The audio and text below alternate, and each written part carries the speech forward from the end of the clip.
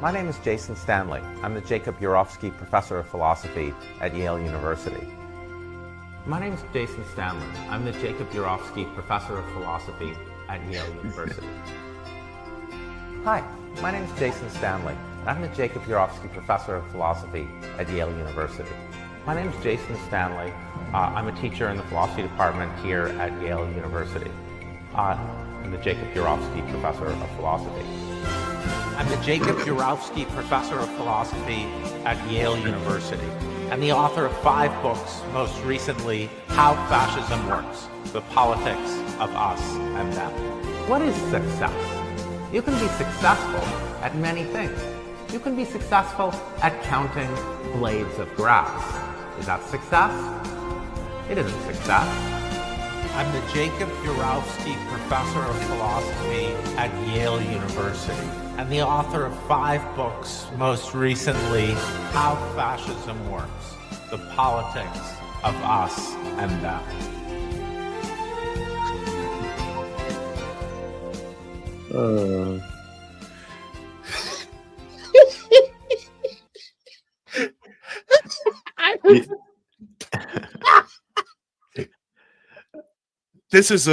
This is a running joke. I don't think he really doesn't look that much like him, man. I think he really did think this is a real case of all white people look the same to you, man. That's my point. He looks more like me, probably. Oh my God. Good morning. Are you muted? I don't know who you are, Chavez, but let's you and I go count blades of grass and have some success with that. What do you think? Count blades of grass? Oh, well, yeah, that's what he said. He said we can do that and be a success. Oh, I don't know what the hell he says. Oh my God. But I've wasted my time worse, I think. So we can do that. Oh my God. I have been waiting. Go ahead, sir. I don't know whether to be offended that you think I look like him or sound like him, because both of them are pretty fucking bad. Yeah. Isaiah just thinks all white people look the same. He is kind of faggy. I see. You said it, not me. Oh my God. This has been I've been waiting to do that. I've been waiting to do that for years. Like seriously. Like that's something I've known. First off, good morning. Good morning. Happy Friday to each and every one of you. This is Apostate Radio. This is episode number 10. I am Isaiah Carter, as always, here live from the County of Kings, the People's Republic of Brooklyn. And I am here as ever by my boy from the land of Pete's. Yes, Mr. Nostra Chavez. What's good, brother? Yay. Oh my God. This is a very special day, a very special edition of Apostate Radio. I have been wanting to speak with this gentleman for quite some time. I have learned a lot about the way some of the, I guess, emotional and mental drivers of our current political moment. This man is, if James Lindsay is the grandmaster of communism and helping people to understand communism, this man is the grandmaster of cluster B personality disorders. He is the host of the Disaffected podcast and a man who has gone through his own journey through leftism. Ladies and gentlemen, the Jacob Urovsky Jesus Christ. Professor of Disaffection. That's racist. That's racist, Isaiah. And occasional Jason Stanley doppelganger. That is unfair. That is a very unfair characterization. My good friend, Mr. Joshua Slocum, sir. I'm so glad you're here, man. How are you, gentlemen? Yeah, happy to have you, Josh. A little bit of a late start, but you know what? we're rocking and rolling. We're rocking and rolling.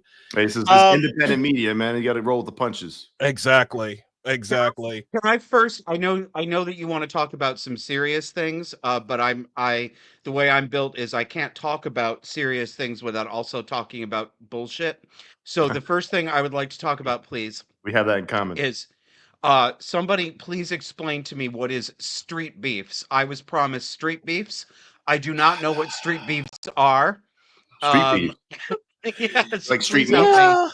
Yeah. So, okay. So the reason why he's asking me this question, and I just have to get this real quick because it's actually insane.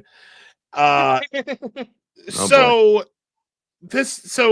Josh got something. Was this in your? He DMs me this image right here.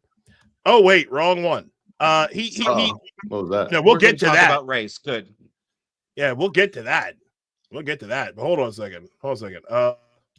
Remove that, and yeah, there we go. Yeah, so James Dreyfus apparently got challenged to street beefs by what looks like a Chris Chan wannabe. Look at this. So James Dreyfus, who is is he related to Richard Dreyfuss, or is he? No, he's not. James Dreyfus is a British actor. He's I don't know. He's probably like 5 years older than me. I'm 50. He's a Gen X. He's not related to James Dreyfus, but he's well known in the UK. He's been on many shows. He's very funny. Okay. And what's crazy is this guy is like, I would so fucking fight you in street beefs. What's up, bitch? Like, what the fuck is street beefs? What is this? I want to. Yeah, I mean, I've been trying. See, when I'm gonna pluck that and put it in for my script this weekend, and I like to rehearse different ways of saying things. So I've been trying to figure out how to say it. Can you put that back on the screen for a second, please? Yes, George. Yeah. Okay. So I was thinking, I would so fucking fight you in street beefs. What's up, bitch? What is street beefs? Street beefs is what I'll explain it. Street beefs is what you see homeless people stroking on the subways in New York. Oh no! I was gonna say it sounds like a street taco, but taco in the gross way. Oh it's no! It's like a street tube steak. Oh my god! It's okay. So what street beefs actually is, it's like these independent guys that they basically do like fights, like real fights, like boxing, MMA. It's out in the middle of nowhere. Pick up fight. Like Kimbo Slice? Yeah. Well, okay. Well, I wouldn't say it's like a random street fight. Like they got they got 4 chapters actually. One that's down in Virginia Beach, another one that's in Seattle, like outside of Seattle, Washington. And basically, what they do is they have like actual fights, the insurance and all that shit. Like some of the fights are actually pretty good. Okay. Yeah, they have impressed me over the years. I'll send you the YouTube link. Okay. Only send me yeah, I'm only interested in the hot ones. So oh shit. Yeah, I'm just saying. So before we go any further, again, just want to ask y'all to follow us here at follow us here at Isaiah L. Carter and also at Nostra Chavez. You can also follow our show account at Apostate Radio NY on X. And please be sure, if you want to support this little enterprise we're in, you can do so at buymeacoffee.com/apostate radio. Do we shout out Disaffected Pod? Yes, we absolutely did. And you must follow Josh. You must. I don't care what anybody has to say. That's a rule. This is a must. Yes. Josh is a friend of mine, even though we haven't met exactly, but I feel a deep kinship with this man. You can follow Josh at Disaffected Pod.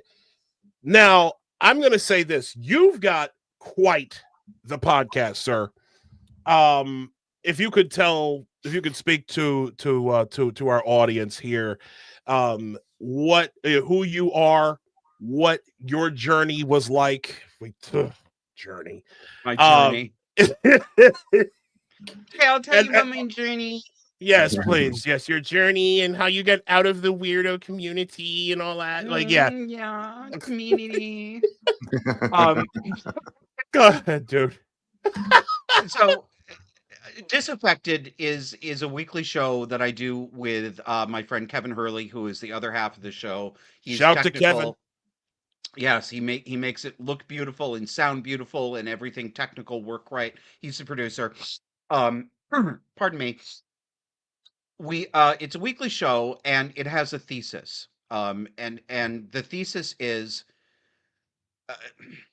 that the kind of abusive psychology that is familiar to many of us from domestic and child abuse in the home, this is motivated by what are called cluster B personality disorders, which is basically pathological narcissism, emotional instability, the people who claim to be victims while they're bullying other people. That was my mother. That was what I grew up with.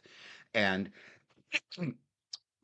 in adulthood, in my early 40s, I had a serious life crisis where I had to put my abusive mother out of my life. I had to evict her from a home that I owned. And I first understood at age 41 that my mother had always had a serious cluster B personality disorder. I mean, for people who are old enough to remember this, my childhood was a trailer park version of the movie Mommy Dearest. And I don't say that to exaggerate. That is literally what it was like. Oh my God. Then I realized very quickly that abuse dynamic that I was familiar with in the home was structuring our political and cultural conversation on the left. Particularly, the left has become mainstream culture. And the thesis of the show is personality disorders and personality disorder dynamics and people who are affected by it. All of these things that we think of as domestic abuse have gone public and feral. And so the thing that I want to do on the show is to help people connect the dots and see that the way they're lied to by the media, by politicians, by the woke, by the mainstream Democrats at this point, literally is the domestic and child abuse that they may have seen in other contexts. I find I find this to be absolutely chilling, because for you the experience was your mother.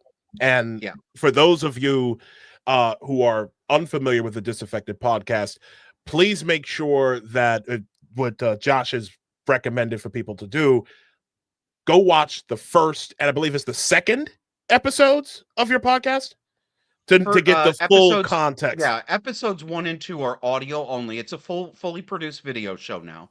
But episodes 1 and 2 are audio only. And they set up the entire framework that we continue to use on the show, although there's current news and topical stuff and humor and things like that. But I tell the story and I make that explicit connection step by step. So if anyone's like, what's this about? You will not be confused if you invest the time to listen to the first 2. Yeah. It's crazy because I have a similar story when it comes to disaffection from mainstream liberalism. For you it was your mom, for me it was an ex. Okay. Yeah, I had an ex-girlfriend who works in diversity, equity, and inclusion. And she but like most of the time that we were together, I did not know what she did. Okay, I never understood it. It was just one of those things where I was like, okay, she does these, little seminars and travels everywhere. I didn't find out about what it was that she did until after we had an argument concerning one of her coworkers. We had gone to an event in support of him, and he went. It was a drag show. My ex-girlfriend and I went to it. We went to support her friend, and about a year later, because I hadn't seen him in a while, I was like, "Hey, how's so and so? He's how's he doing?" And she goes, "Oh, they're doing fine." Oh my God! And after that, I'm like, "Oh wait, no." I said, "No, we're not doing this." Like, because by that time, I had already become aware of the whole plural pronouns for a single being, and all the rest. And the anger that was displayed in that conversation afterwards was like how dare you refuse to use his pronouns. It's like hearing nails on a chalkboard. How fucking dare you, and all the rest. Like, it's and I knew then that something was wrong. And like from that moment on up until the time that she left, I refused to play along. I just did not play along with the pronoun game. Not a boy. I like that. And then, but what made it what was even crazier was what happened afterward. Like, I really got to see, like, I got that narcissism, that cluster B shit right up close and personal, and did not know what it was. Really, up until I started watching your show. I'm sorry to do this, gentlemen, but keep talking. I'm gonna put the headphones down for a second, because if I don't put this cat outside, it is literally going to climb up my back and break this camera. Oh, I should have done that before, but you keep talking. I'm hearing you about the ex-girlfriend. I'll be right back. But I am. Put that pussy outside. Yeah, I'll drop you down. It's gonna get the smackdown. I got you. Nah, bro, I get it. Like, and here's what's crazy. He's got, like, I think a Maine Coon. No, dead ass. He's got a Maine Coon. It's white. He named him Shredder. I just made a Maine Coon joke yesterday. But I'm not gonna repeat it because it might offend somebody. Come on, bro. You can't do that. Anyway. No, I made it towards my wife. Let's put it that way. Okay. All right. He's back. He's back. All right. Let me bring it back up. Sorry about that. No, it's okay. It's all right. Who was that Shredder that was giving you the problem? Yes. Oh. Shredder. Oh, no. Super Shredder. I love him, but he is such an asshole. He is. That's cats off. He is such an asshole. He might be cluster B. All cats are borderlines. ACAB hashtag. Oh my God. They're all borderlines. He's such a dick. Every time I get on to talk to anybody, whether it's a client or you guys, starts yowling and screaming, or he'll go and he'll use the litter box specifically because he knows that I can't get up and he won't cover it up. So he's like, all right, you can just smell this. Yeah. Oh, I know. You see what I have to put up with? After all that child abuse, and my cat does it to me too. Oh God! Can't escape it. Should I reconsider then? Because I've actually been considering getting a cat. No. I love my. I love cats. I like dogs too, but I generally keep cats myself. But they are definitely cluster B animals. Yeah, I could see that. I want to say real quick, Isaiah. I'm assuming Josh has heard of this, but are you familiar with the story of a Greg Lukianoff from FAIR? Yes, I am familiar. So they talked about it on. I'll go over it real quickly. In The Coddling of the American Mind by Jonathan Haidt and Greg Lukianoff, and I think Haidt mentioned that Greg, had severe depression. And he was suicidal. He almost killed himself one night, right? And so he learned cognitive behavioral therapy. He checked himself into the mental hospital, and they taught him some cognitive behavioral therapy at some point, and he was able to. That really kind of helped him like get back on track and not have suicidal ideation as much or at all. But he noticed, and I don't know if you remember this aspect of it, is why I'm bringing it up. He noticed one of the things that made them write that book. He brought it up to Jonathan Haidt, the social psychologist, that kids on college campuses were exhibiting cognitive distortions. basically exhibiting the exact opposite of what he's taught to do or to look out for in CBT, right? Things like catastrophizing, expecting the worst possible outcome, magnification, minimization, exaggerating the importance of negative aspects while downplaying positive ones, which you see a lot, I think, in a lot of these critical theory classes, right? Like if it's like gender studies, then they're going to be talking about the whole time about how bad men are, right? How bad males are. And they never talk about the good parts of what men have provided. Like that probably doesn't ever come up. And that's why you have girls coming out of college saying, wouldn't the world be better without men? Not realizing that like men mine every fucking metal and resource on earth and built all the cities and princess lifestyle because of men. Yeah. Invented almost everything, you know. Not to say that men are so much more important than women, but boy, is that important, right? What's emotional reasoning is another cognitive distortion. I'm assuming that feelings are an accurate reflection of reality, leading to negative interpretations of situation. So a lot of this stuff you see through wokeness, like, right. And he said, and him and Haidt kind of came to the conclusion that colleges and maybe even like woke therapy and the way we're raising our children, a lot of different things are coming together to teach kids that, you know, this is the way you should think about things. Like cognitive distortions is the right way. Always trust your feelings is one of them, right? Is one of like the great untruths they mentioned.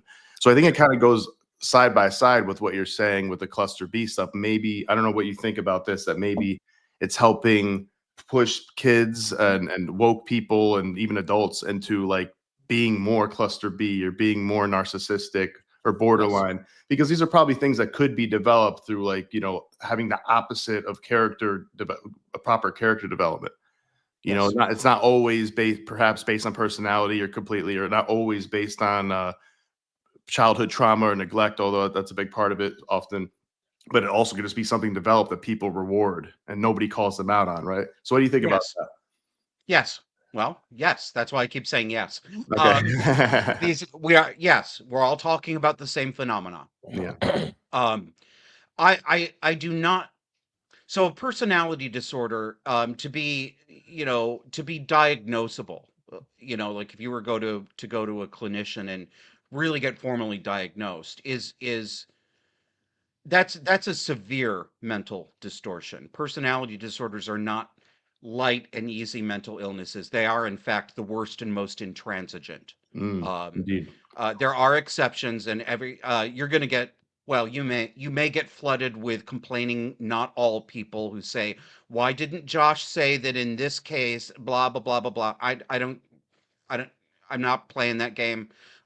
Everybody, audience, supply your own not alls.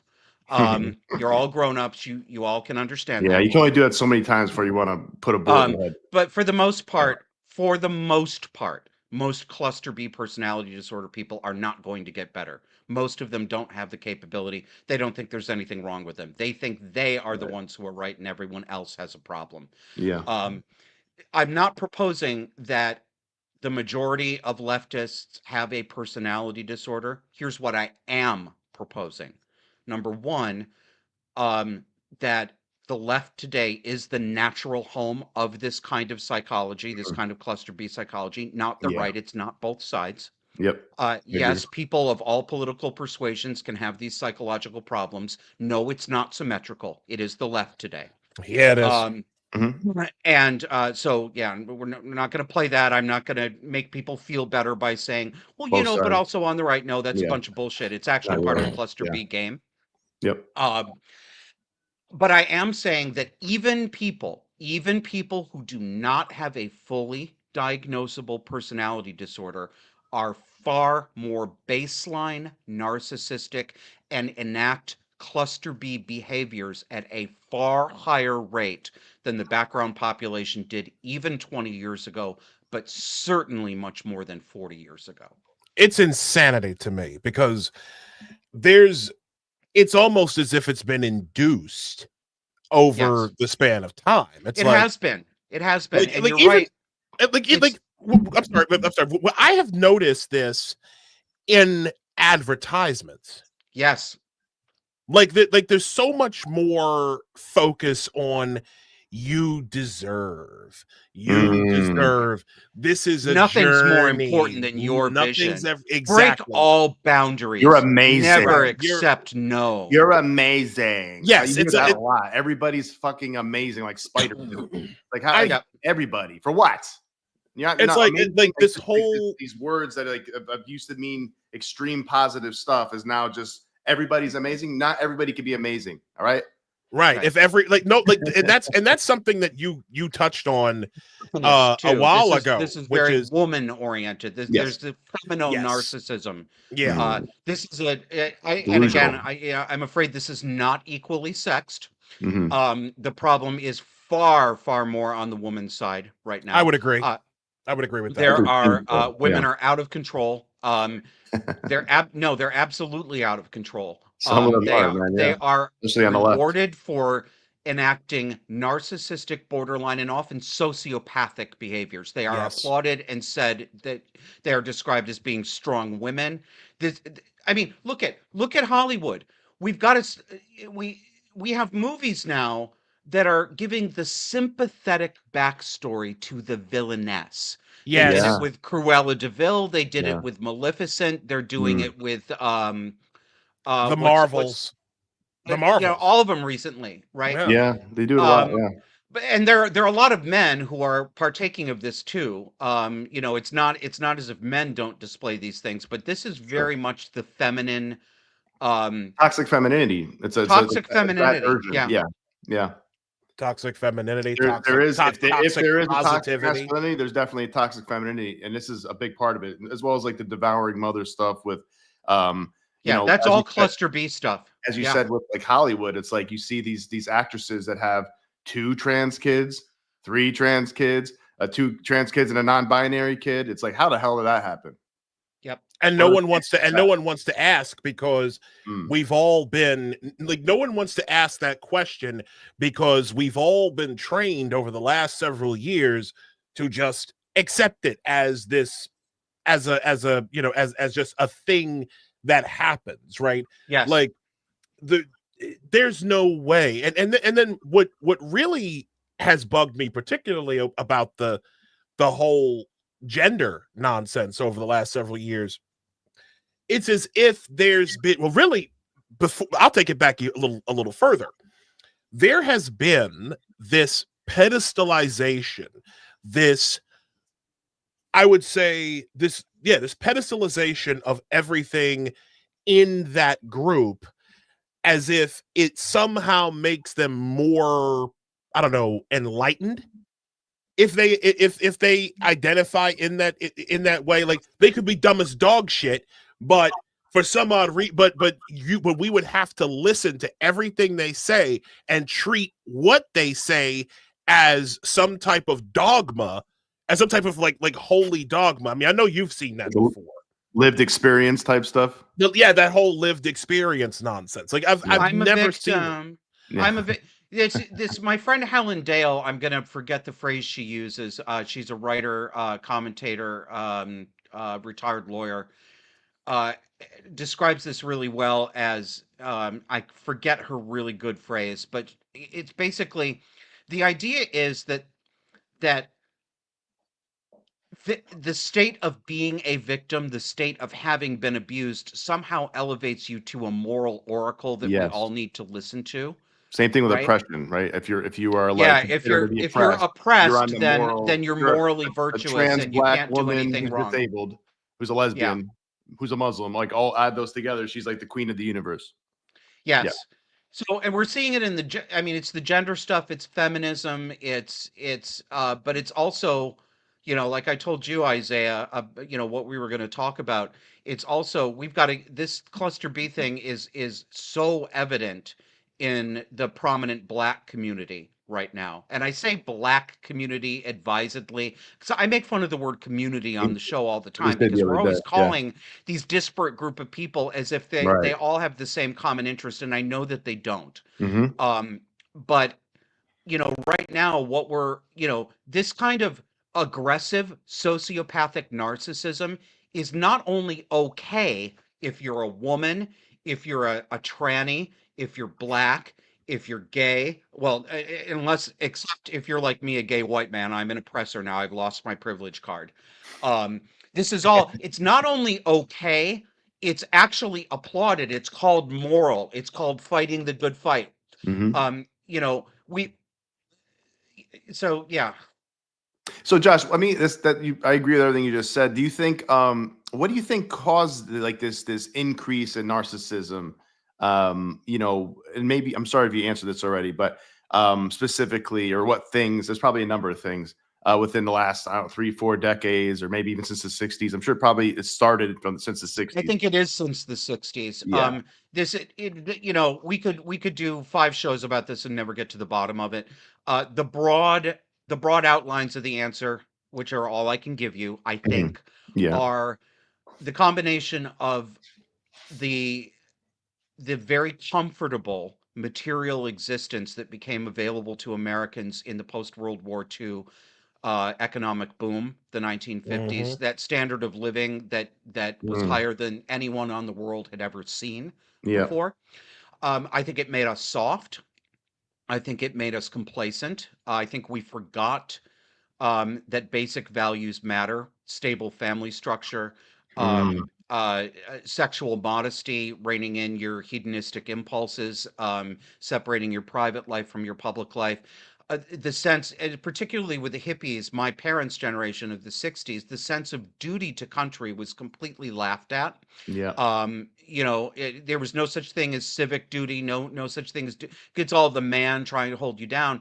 And generation after generation, so we've got parenting that has become more and more neglectful, and now to the point of actually engendering neurosis and sometimes personality disorders in kids, refusing to let them grow up, doing everything for them, coddling them. Then they get into school and they're simultaneously psychologically abused by teachers who are trying to claim that, you know, the United States is nothing but a land of oppression. So they're telling the students they're victims, but with some of the students, they're also telling them they're perpetrators. Try being a white boy in public school right now. It's almost You know, it's impossible.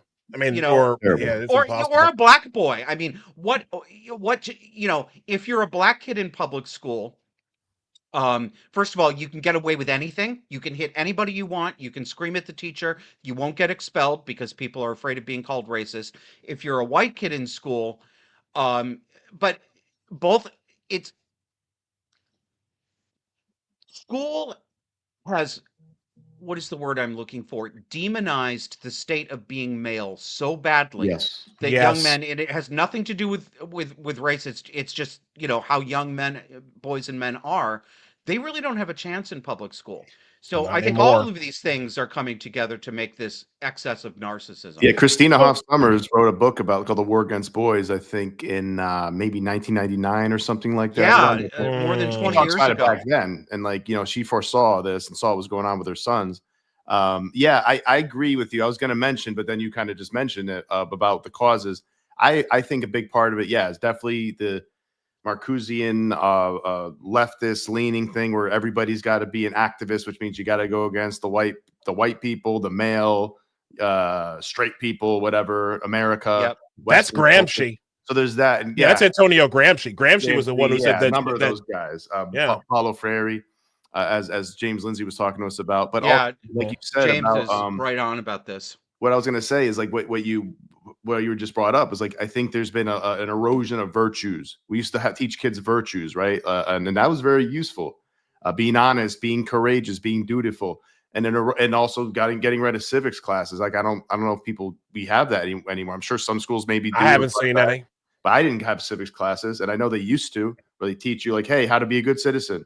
I was at the very tail end of that. That was when I was in public school. You're Gen X, very last gasp. Yeah. I'm an older millennial.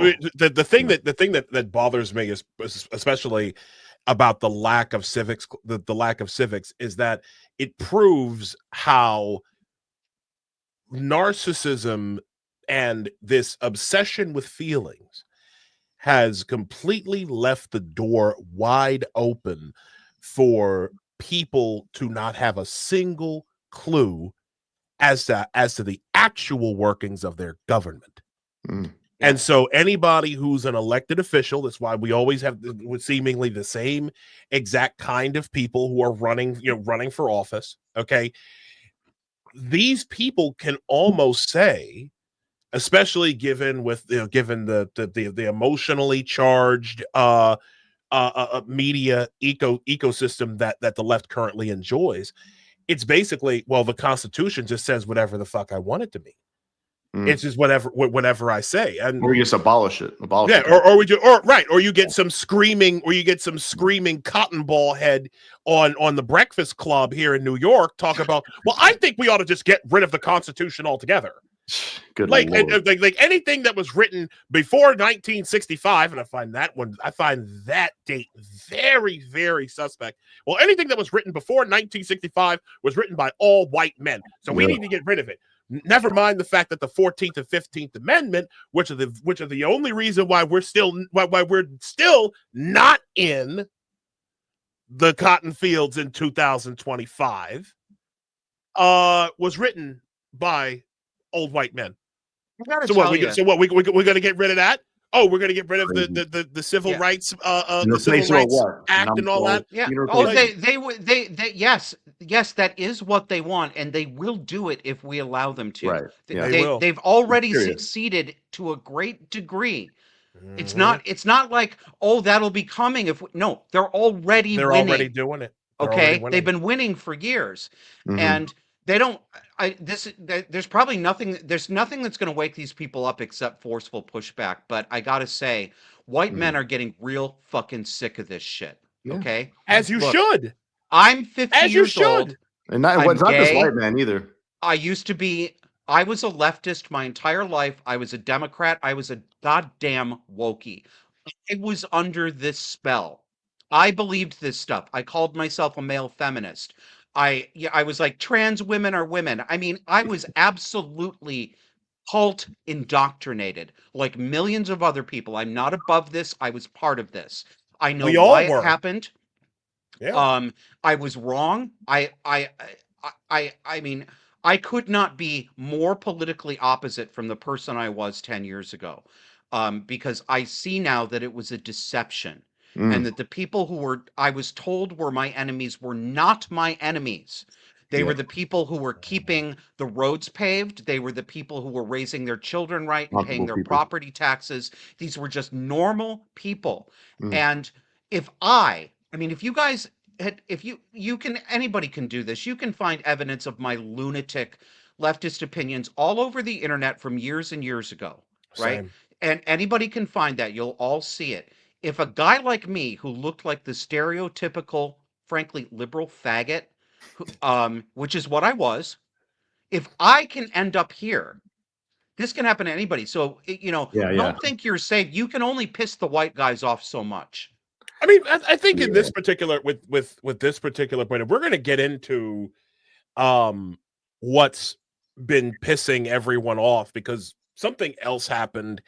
I mean, it's pissing black people off too, right, Isaiah? It's pissing. You've seen it in Chicago, especially. Latinos obviously switched over. Plenty of them. A lot of Latinos are conservative to begin with. So are a lot of black people. So here in New York, in New York, I mean, we talk about this all the time, but like, there's an issue that blacks and Latinos absolutely hate.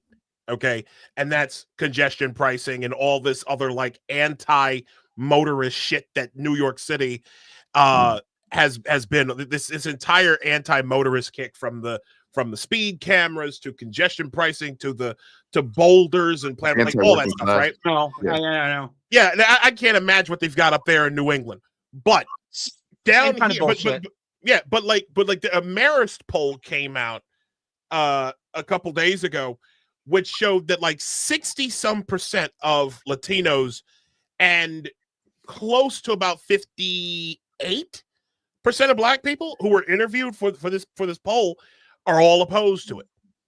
They're opposed to congestion pricing and all this other bullshit that they're doing, but yet congestion pricing persists, and people see exactly who's pushing it, and it's these cluster B, very affluent, one-dimensional people who have just taken over the city government down here. Mm. Government at the city level, at the state level, in at least half the states, and at the federal level, has been run. And I'm not saying this.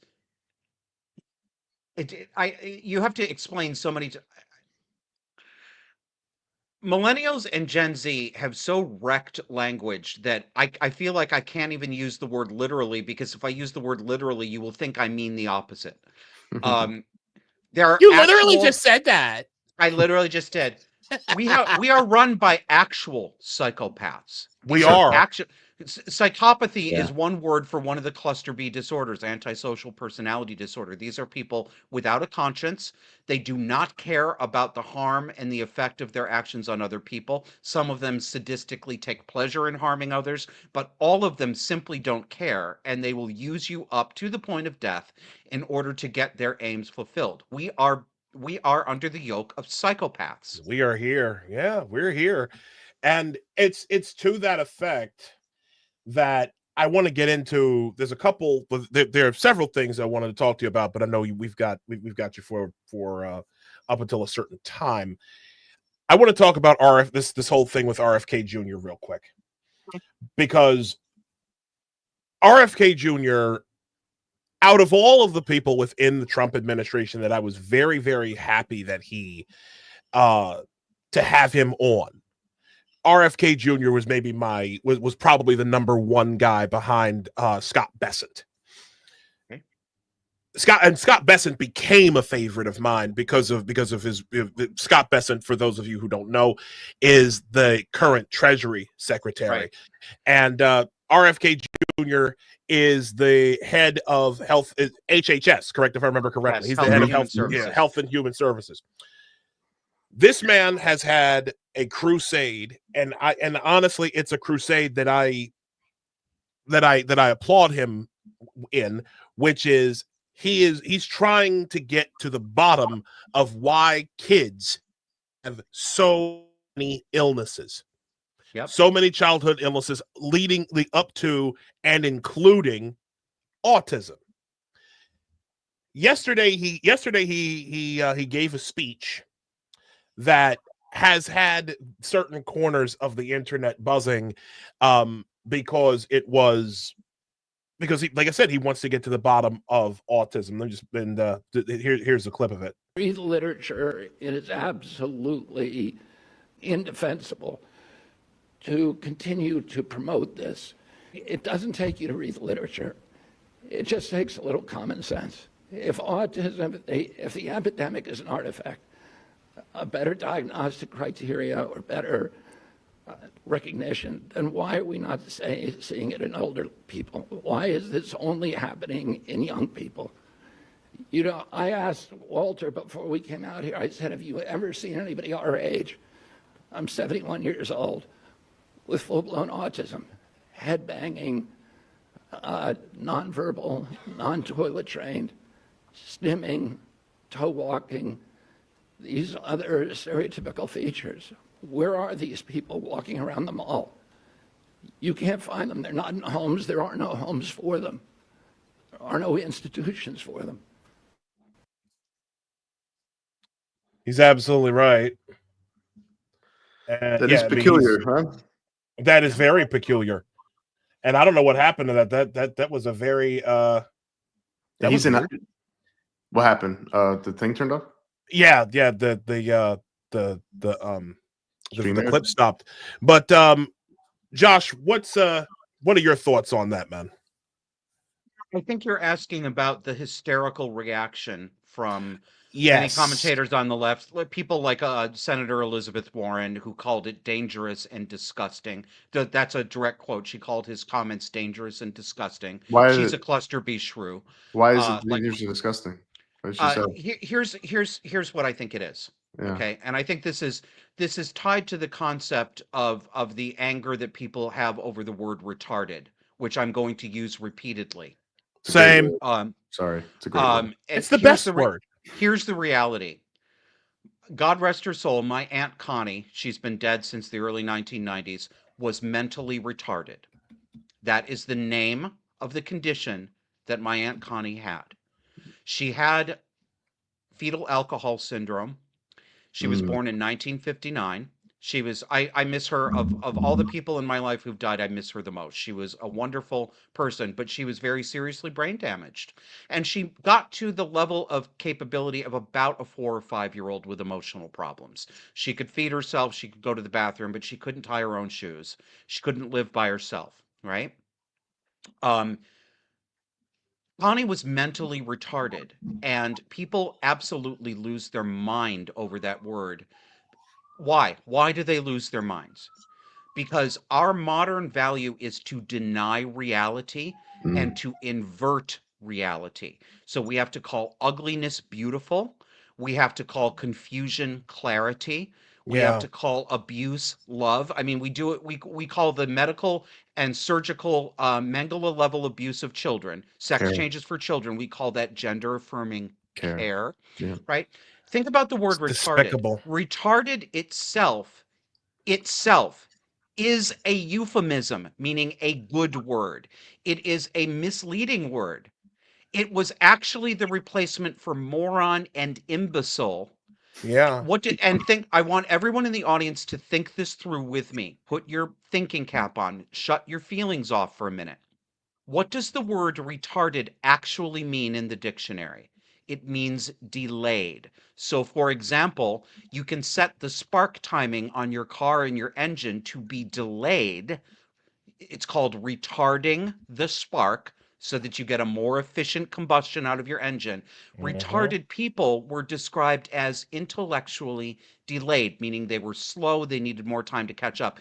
That euphemism itself was bullshit. My Aunt Connie was not retarded. She wasn't delayed. She didn't eventually catch up. She was incapable because she had brain damage. We can't even accept that reality. That's why I think people freak out over what Kennedy said about autism, because millions of people in this country, knowingly or unknowingly, and I'm talking about parents here, have built a narcissistic gratification identity for themselves by saying, I have an autistic child. I have a special needs child. I have a this. I have a that. You know what? When I was growing up, autism meant exactly what Kennedy said it meant. Yes. Headbanging, screaming, biting, inability to verbalize. I have known these people. They are real. You're Yes. telling me that your kid out there who doesn't like to sit there and finish his math homework is autistic, and you're freaking out because, well, Kennedy's that. These people are, you know what? I'm sorry, I should just shut up, but this is No. such bullshit. It is. And let me tell you, let me just give you a little bit of lived experience, as it were. All right. Yeah. So in my second marriage, my ex-wife used to be an IEP aide. She worked for an agency that worked with severely autistic kids. Yeah. Okay. She used to work for a school in Baltimore City that worked with severely autistic kids. We all know what these kids look like. I saw like some of the things that RFK that Bobby was talking about in that video are things that I've seen personally because I met some of these kids. Me too. And my heart goes out to you. Want to know where you can find them? You want to know where you can find severely autistic kids who are barely functional? Go to a YMCA. Go to any YMCA and you'll find them, because that's where they take some of these kids and some of these young adults and try to get them integrated into society, but they can't speak. They're the ones who go, Exactly. like the stemming and all that. Yeah. My heart breaks for these kids and for their families. And for their families. Because it's like there are people who, like, I'm talking elderly people, because there are some who have these kids and, you know, they have cerebral palsy and they end up developing like stuff like that. These kids often can't even, these kids can't even verbalize if something's wrong. Can't speak. They can't speak. They can't do anything. I know. I remember when another instance.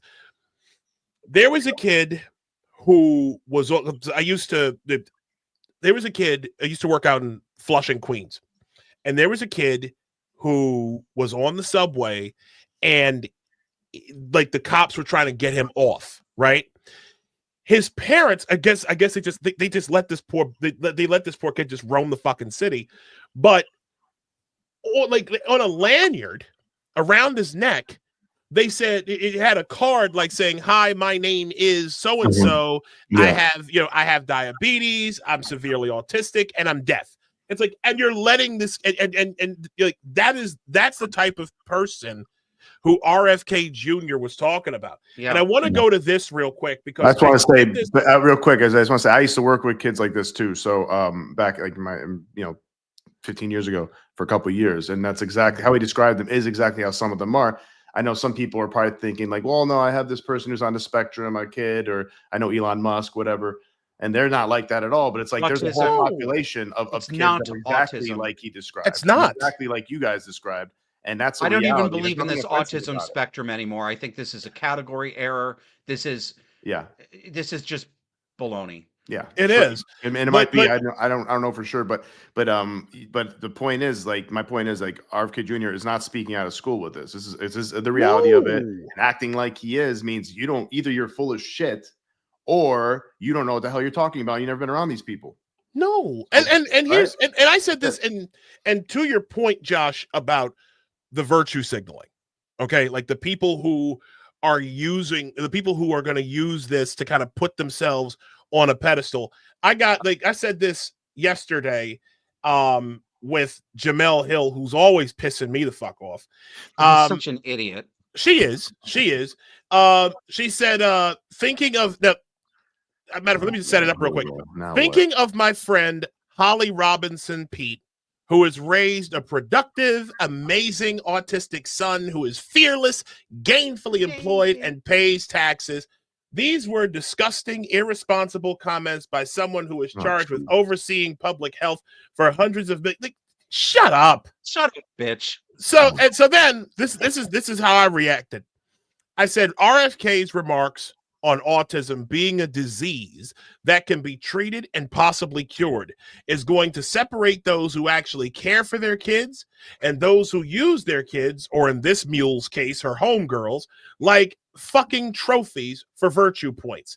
Yet another moment of clarity brought forth by this administration. Glorious. I am tired of this. That woman exactly right. That woman don't even have kids.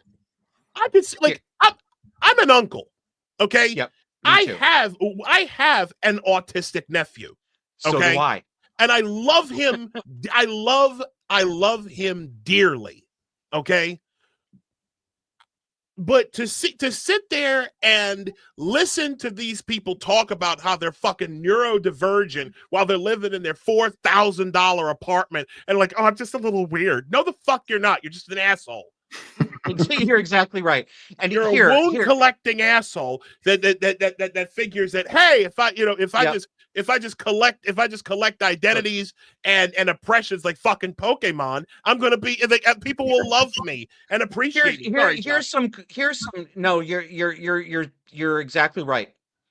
Here's some shit that needs to be talked about much more publicly, and I hope that the Trump administration will get to the point where they start pushing this publicly. This is connected to the idea of so-called transgender children. Now, I'm going to lay out where I come from. I don't give a shit if people don't like it. Preach. There is no such thing as a transgender child. Preach. But because there is no such thing as a transgender person. That is not a real category that exists in the world. Spicy take. Amen. It's not spicy. It's normal and it's real and everyone knows it's true. Even the people who are angry at me right this very moment for what I said, they know that I'm telling the truth. There is no person on earth who was born in the wrong body. There is no person on earth who can change their sex. That's it. That's all I'm saying about it. I don't care what anyone says. Yeah. Stop the nonsense. I mean, Josh, hold on. I got to disagree with one thing. Okay. The take had you said this take wasn't spicy. There's a little bit of Scotch bonnet pepper in it, just a little bit. Only by comparison. Only that's the problem. I'm not criticizing you guys, but the very fact that you thought to call that spicy shows what a problem this is. Yeah. I just said something completely rational and normal. I was going to say, Josh, I think there is, because you said there's no such thing as trans people. I think, I think there is such a thing as people who, I don't know, feel better or feel more like they're a woman or feel more like they're a man, even though they're not. But you're not arguing with me. I didn't dispute that. Right. Exactly. So that's why I said. There's no such thing as a person who is born in the wrong body. So that's why I said not that originally. Real. But then as soon as you clarified that, yeah, you're not born in the wrong body, I agree with that too. You cannot just change your sex 100%. So that it became a lot less spicy after I heard those clarifications. Sure. I was only joking. I was joking. Here's the reason I brought up so-called trans children. This is the real point, and we can think about this in terms of the claims of autism as well. We all know this. Y'all are going to see it the moment it comes out of my mouth. Transing your child is simply Munchausen syndrome by proxy. These are the same mothers that we knew of from the 1990s when it was the topic of movie of the week, who would put Lysol in their children's tomato soup or claim that her daughter had cancer. We know about the Dee Dee Blanchard case for sympathy and adulation. This is not like Munchausen by proxy. It's not eerily similar. It is Munchausen syndrome by proxy. This is direct, obvious, sick, female maternal child abuse, and it is time for us to say it in public. Transhausen by proxy. Yeah, Transhausen by proxy is a very real thing, and yes, it might be a pejorative, but the fact that it should be. It absolutely should be. That is a horrible sin. That is the worst sin against your child that could that I could possibly imagine. These parents should be in prison. I agree. It's also I agree 100%. It's predatory and it's selfish and it's delusional, because I think some of these mothers believe that it's true and they're doing the right thing. Yeah, they have cluster B personality disorders. And those people, cluster B people, generally tend to especially narcissistic personality and probably a couple of the other ones, they tend to warp reality to whatever they feel like they should or whatever they think is virtue signaling. And I wanted to bring up too, especially when the fathers are involved or they're married, it's like, this is where the men need to step up and stand up and be like, hey, I love you, honey, but this is not what you do with our children. This is crazy. Well, they don't. What incentive? What incentive? No, it's not just that. Or they believe it. If I can go no, it's something else. It's worse than that, because these fathers are kept from doing what they need to do to protect their kids. They are kept from doing this in some states by law. Even in states that you wouldn't expect. Because I seem to remember this case. This guy was just on the internet talking. It was just on X talking about it. I cannot remember his name, but he had been fighting to get his son back from the mom that had transed him. Okay. And he fought through, I think his last name is Younger, if I'm not mistaken. Younger. Yeah. Jeff Younger. Yeah, Jeff Younger. That guy fought like hell to get his son back and lost. And it was the worst thing, because the mother these children's mothers will take the kids, traffic them into another state, do all sorts of shit to that child, and will have the blessing of the state, blessing of the government. Vermont to is do one that. of them. Vermont, New York, Minnesota, California, Colorado. These are literally kidnapping facilitation laws. They're human trafficking facilitation laws. They are parental kidnapping and parental mutilation. This is mutilation. It is vivisection. I mean this physically. This is surgical torture. It is surgical and chemical torture. Yeah, what else could it be? I mean, it's neutering, spaying and neutering your kids, and I mean, It's like one of the, the funny thing is, if you think about it, it used to be one of the worst things. If you ask any man, like most men, and when I was growing up, and like they'd rather have their fucking left arm cut off than have their dick cut off, right? Of course. But now we're just like, no, this is great. We have to do this. This is care to do this to our sons, and it's like, wow. Okay, we're gonna do this to minors. You don't let them smoke cigarettes. Don't let them get a tattoo. You know why why we're in this sorry state is it's another example of the toxic feminine is out of control. Mm-hmm. Women get away with the most egregious social and legal crimes in our modern society, and are let off for it. They never see the inside of a courtroom. It is just absolutely incredible. These laws are literally written for abusive mothers.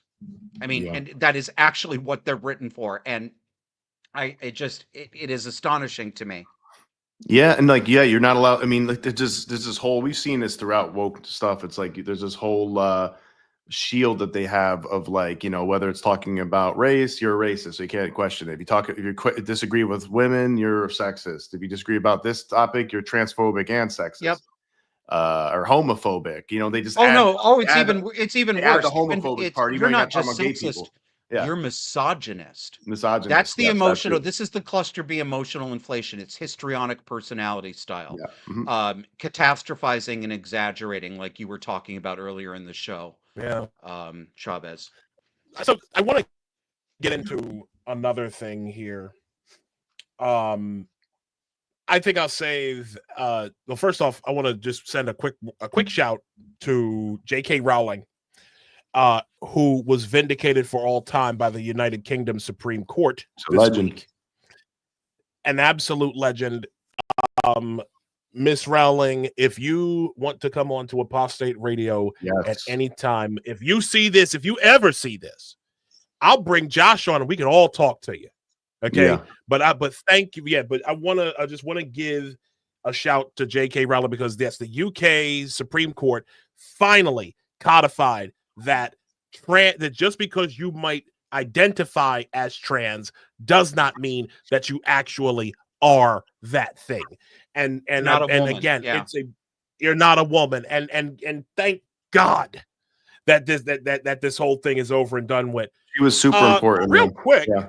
With this. Now, we've talked a bit about how cluster B and this extreme narcissism that we see these days manifests primarily in women, in females.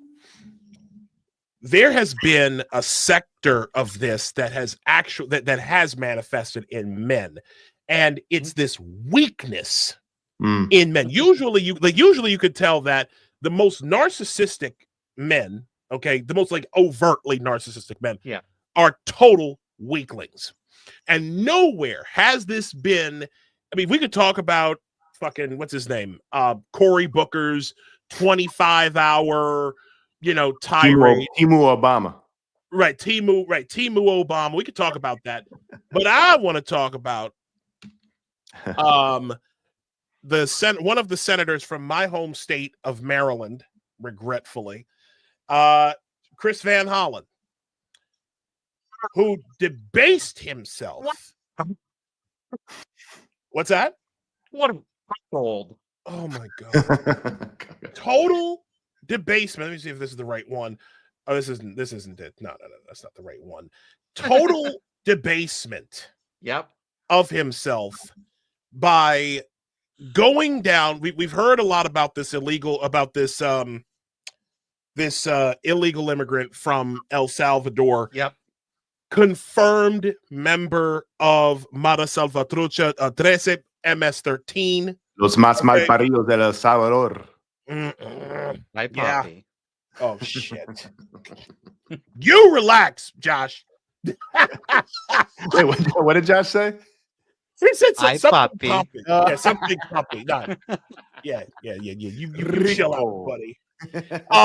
But not so Chris Van Hollen just freaking embarrassed himself. It's real, and it's not just Chris Van Hollen. This morning, just to kind of kind of get ahead of ourselves here. This guy Kilmar Abrego Garcia, who again confirmed. I'm going to show you an example of narcissism in weak men. Yeah. Okay. There you go. A lot of examples of that. Yeah. There's a yeah. Lately. You'll like this example. Joe Scarborough. Yeah, there's another one. The weakest fucking men I've ever come across. Yeah. Yeah. He said from Devory Darkins, MSNBC's Joe Scarborough throws a fit over El Salvador's President Nayib Bukele's social media post trolling Maryland Senator Van Hollen for meeting with a Salvadorian MS-13 gang member and suggests the politician should pay more attention to his upcoming election. You'll like this. It's curious, and I just think it's curious that foreign leaders often make the same mistake that, and I know you've heard it, and I've heard it, somebody gets elected president, and everybody in Washington, D.C. for about 6 months thinks, well this person's going to be president forever. And we've got to move all of our policy. And then about 6 months, and you're like, oh, wait. Yeah, gravity. Yeah, it still exists. Political gravity still exists. The contempt the president of El Salvador has for United States rule of law, the mocking of people in the United States, it's as if somebody in El Salvador hasn't told him that there are going to be elections a year from now. And I think most smart money right now would say Democrats are going to do pretty well. So Democrats will be funding whatever aid El Salvador gets. And I find foreign leaders make this mistake time and time again. They have this myopic vision. This is happening in America right now. American media exaggerates this, makes it seem I can't take it. I can't take it. I don't even I don't even understand what he thinks he's trying to say. Yeah, I don't know. My guess is that he thinks that there's an arrogance that I've seen, and I'm gonna play a clip of Chris Van Hollen. I have to look for it real quick. Just to let you know, I've got 5 minutes to a hard out. I could stay talking to you guys all day. This is great fun. We should do it again, but I will have to do it again. duck out in 5 minutes. I gotcha. Because damn, then that means we're not gonna be able to talk about this last thing I wanted to talk to you about, which was the whole thing about Austin Metcalf. Let's do it again soon. Yeah. Okay. Yeah. We'll talk about that. But I got to have him on like a second part or something, or like absolutely, like an hour segment if he wants or whatever. Because listen, Josh, midweek for the record, Josh is a man that I really want to have a beer with. Yes. And so, but do you even drink or no? Not anymore. I was a drunk for 20 years. I am sober now. Okay. Yeah. All right. My apologies then. No. I'm not one of those obnoxious dry alcoholics who tells people they can't drink. I still cook with wine. I'm not bothered by people drinking in front of me, so I'll clink my seltzer to you. There you go. Okay. Well, I'll drink one with you then. But no, it's these this weakness in men. Yes. And a lot of this is that it's like that the penalty of being in the long house for so long. Let me give you here's an anecdote that I'll kind of leave off with that I think will make sense to you guys and to your audience too. This is again another example of as in the home, so in society. I see in men like Joe Scarborough and many others who you're correctly describing as weak and enabling.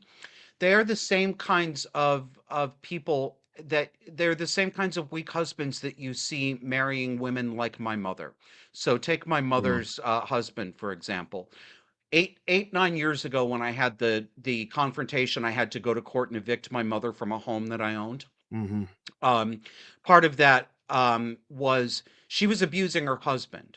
I don't know. I suspect she was abusing him physically. I can't prove it, but she was certainly abusing him emotionally, screaming at the top of her lungs, calling him a retard, throwing skillets through the air to try to hit his head, putting holes in the wall, this kind of behavior.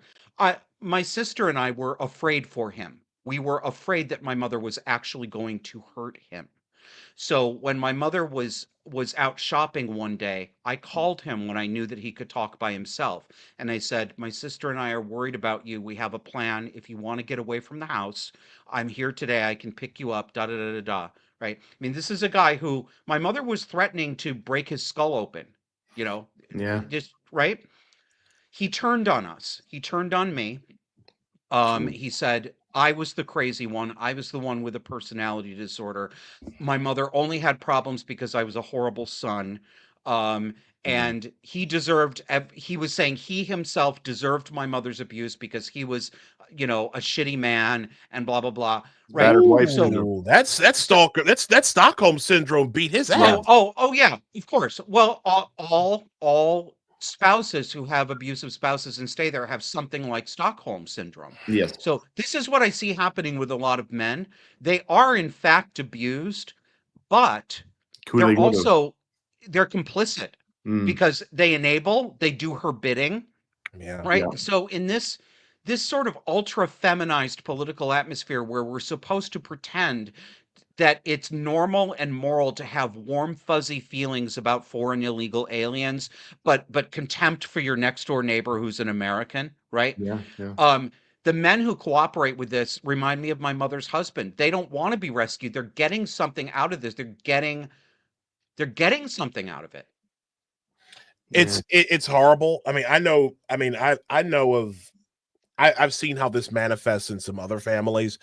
Like there's someone I know whose grandmother actually admitted that she was planning on setting her own son up to get arrested because of some money that he didn't give her. Okay. Wow. Willing to, and mind you, this son had already been had already had an altercation with the police, very nearly lost his life because of some BS that he really didn't have anything to do with. Okay. It gives me chills when I hear this, because again, like as a man, as someone who was a weak man at one point in my life, yep, I see that stuff and I'm like, bro, like you gotta get better at you gotta do better than that. Josh, an absolute pleasure to talk to you, man. I'm sorry I can't do more today. We could talk about a lot. I appreciate you guys. I really left us wanting more, Josh. Yes. We need more of this. I'm glad you're out there. Thank you for having me on. Thank you for being willing to talk about this. Yes. Definitely. I have hope. I have some hope. The Trump election gave me hope, but we have years of work to do. We do. We're not going to solve this year, next year, or the year after it. Yes. No, this is something that's going to take some generational work. Yes. And you got to delouse the institutions. Yeah, we do. Yeah, we do. Josh, I love you, brother. Thank you so much for coming on. Thanks for what you do, and, Josh. I look for we're gonna have you back on pretty soon. Really important man. what you're doing. It is. Right, and before you go, I must say this. If it was not for you, I would not know nearly what I do about narcissism and cluster B and how this shit affects everyday life. So thank you for your knowledge, man. Josh, Disaffected Pod, everybody. Yes, Disaffected Pod. Please follow us, man. Josh, thanks again, brother. All right, Josh. Bye, guys. Thanks. Till next time. Yes. That was great, man. Josh is he really he gets cooking, man. He's got a lot of passion for this. I think he's freaking 99.9% right about everything, that he said, at least. And definitely got to have him on more to talk, especially about the gender stuff, about the narcissism stuff. Maybe we have him on again when we have some other gender guests that we have coming up. I would love that, man. I'm not going to say who yet, but yeah, I could think that of might one. be the one. That might be the one. Have him on again too. Even if we have him on before then, great. But that might be the one because we could probably have a real fiery conversation with this other guest that I'm talking about because she gets fiery as well about this stuff. Ooh. So you know what? Put who you have in mind in the private chat. Yeah. Okay, I will. Because we do still have some another thing that I want to get to. Because today, because there's a lot of stuff that's been going on of late. Oh no, I don't want to see that. Yeah, get out of here. You can go. You can go. Bye. Bye, Joe Scarborough. Fucking idiot. No, matter of fact, you know what's funny? This whole thing with Chris Van Hollen and Joe Scarborough is that wait a minute. It's this. There we go. That's what I wanted to show. You see that? The Trump administration fixed his ass real good. So what's the story here with this? I know about this this guy who got deported, and they're saying he's wrongly. So this guy was an MS-13 guy. So he was an MS-13 guy. Well, he is. I shouldn't say was. He is. Yeah. So he is an MS-13 deported. That sounds like horseshit. Well, because it fits a narrative that but it's not true, right? Like he's an El Salvadorian citizen. He's a legal alien, right? He's an illegal alien. He's a woman beater. He beat the shit out of his wife on a regular basis. As the token Latino man on this podcast, we do not need MS-13 people in this country. I don't give a shit if they fucking got over it. I don't give a shit if they don't technically feel like they're not anymore. And if they're legal, it's like, you know what? Let's just take our chances that maybe they're not a good person to have in this country. MS-13 are fucking crazy. They're savages. They're brutal. The shit that they did, they're closed. The shit that they did to, out on Long Island. Okay, the shit that they were doing to people on a regular basis out there. But they still do because there's still pockets of MS-13 out there. Sure. I've read stories of the cannibalism that they made people engage, that they made people who owed them money. Mm-hmm. The cannibalism and the overt barbarism that they make these. My question, genuine question is why? Oh, why do you want these people in our country? Do you want to make your neighbor progressive? Why do you want right? Exactly. You call it progressive? The Martha's Vineyard question. Yes, the Martha's Vineyard. The Martha's Vineyard question. Yeah, I'm gonna go there for a fucking minute. All y'all who are sitting up there like, oh my God, Chris Van Hollen is doing so much, and we have to be behind him. And fucking what's his name? James Carville, who's like, I think we ought to have a Democrat down there 24/7. Okay, yeah. Tell me something. Are any of you Dems out here willing to put this man in your house? Do any of you out there want this Gilmar Abrego Garcia? Do any of y'all want that malefactor in your home or next to your home? You want any of his boys showing up, looking at like the Tren de Aragua, who were just taking over apartment complexes and shit? Yeah, your daughter or granddaughter comes to visit or something. You want them hanging out around? Yeah, at some point, I get it, right? Y'all want to be seen as these great and wonderful and matchless people, right? You want to be seen, and I get some of y'all might actually want to do the right thing. But at some point, y'all need to get some type of limiting principles. Somewhere in your pea brains, you have to stop worrying so much about everyone else around you and what they might think, and instead start to actually consider your own safety and your own needs and wants and the needs of your own country.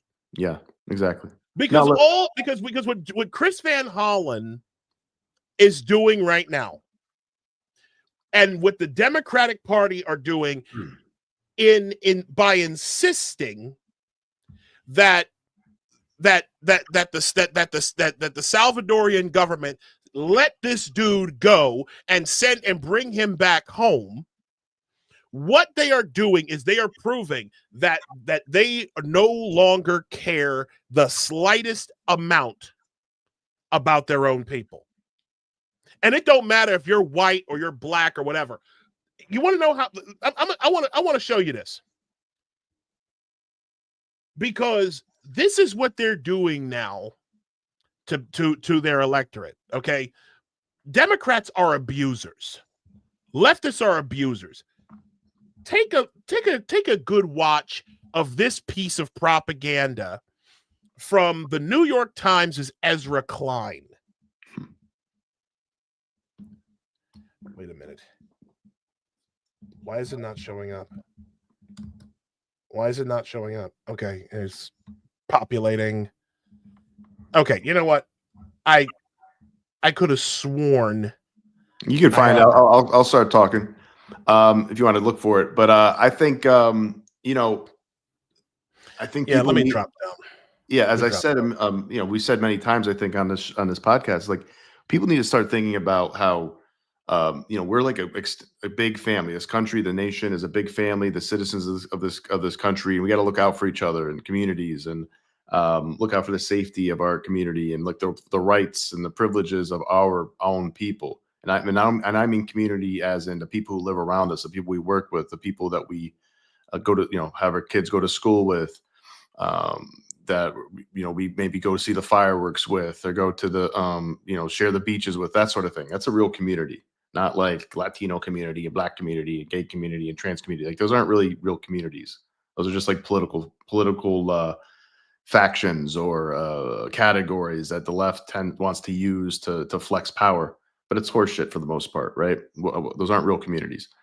There's plenty of people who are very conservative in every one of those groups, and people who are very progressive, and I wouldn't want to say liberal, because most progressives aren't very liberal anymore. They're about they're not trying to be they would like to get rid of free speech. They like to deplatform people, like to censor people.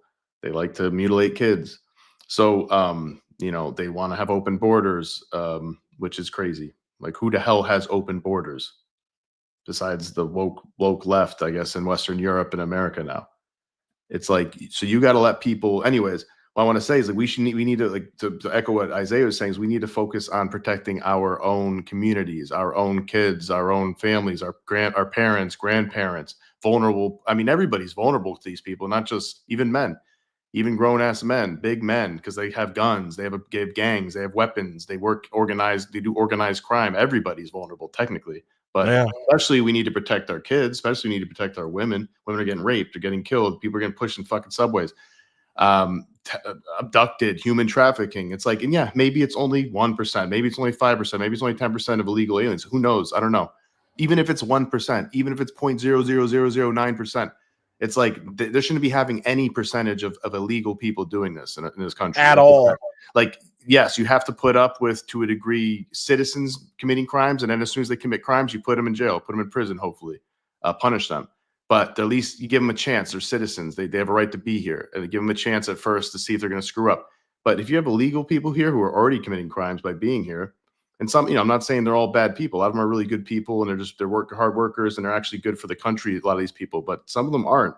And if they're a fucking MS-13 or the Venezuelan Trinidad or cartels or human traffickers, what are we even talking about right now? Why is this even a discussion? It's a discussion. I gotta go. They absolutely do. That's it. And the reason, but again, the reason why it is a discussion is because, one, these people need congressional seats. Democrats need congressional seats. Seems like that's what it is. Okay, they need congressional seats and votes.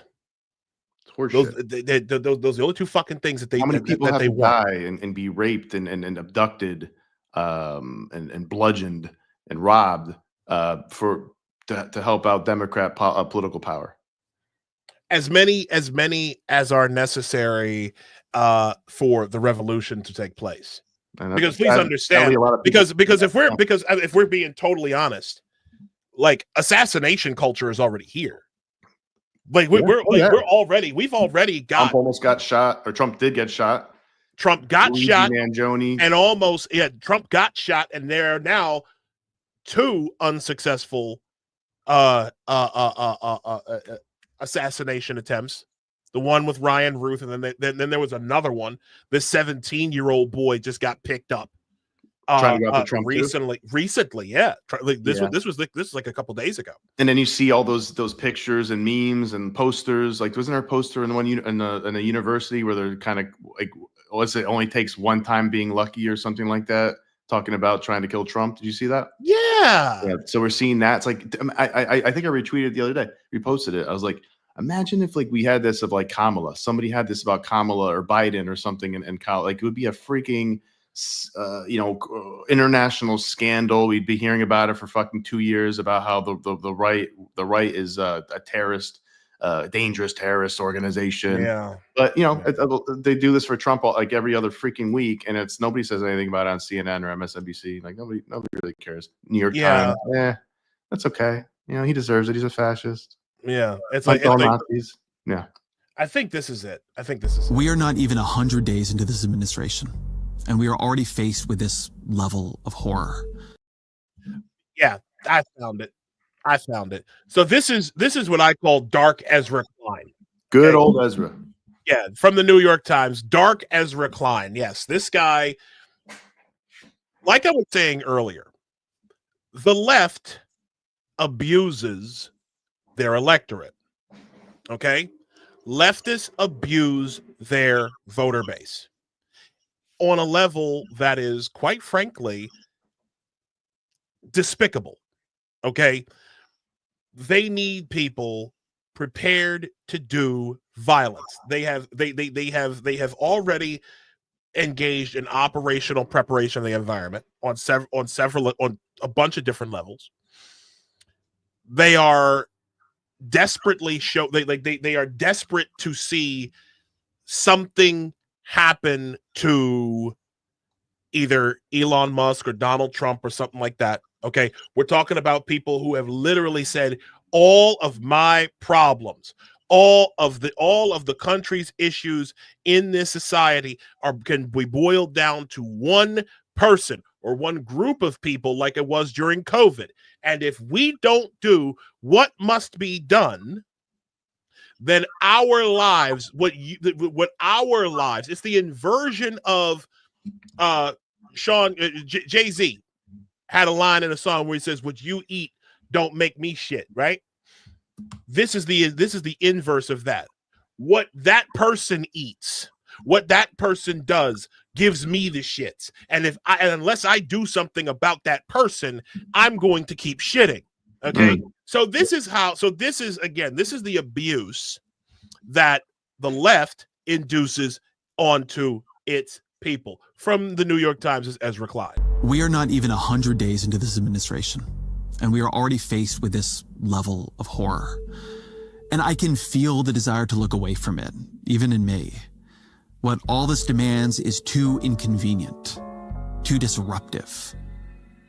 But Trump has said it all plainly and publicly. He intends to send those he hates to foreign prisons beyond the reach of U.S. law. He does not care. He will not even seek to discover if those he is sending into these foreign hells are guilty of what he claims, because this is not about their guilt. It is about his power. This is how dictatorships work. Trump has always been clear about who he is and the kind of power he wants. And now he's using that power. And everyone around him is defending his right to wield that power. The foreign policy of the United States is conducted by the President of the United States, not by a court. And no court in the United States has a right to conduct the foreign policy of the United States. It's that simple. End of story. The Supreme Court said exactly what Marco said, that no court has the authority to compel the foreign policy function of the United States. That's up to El Salvador if they want to return him. That's not up to us.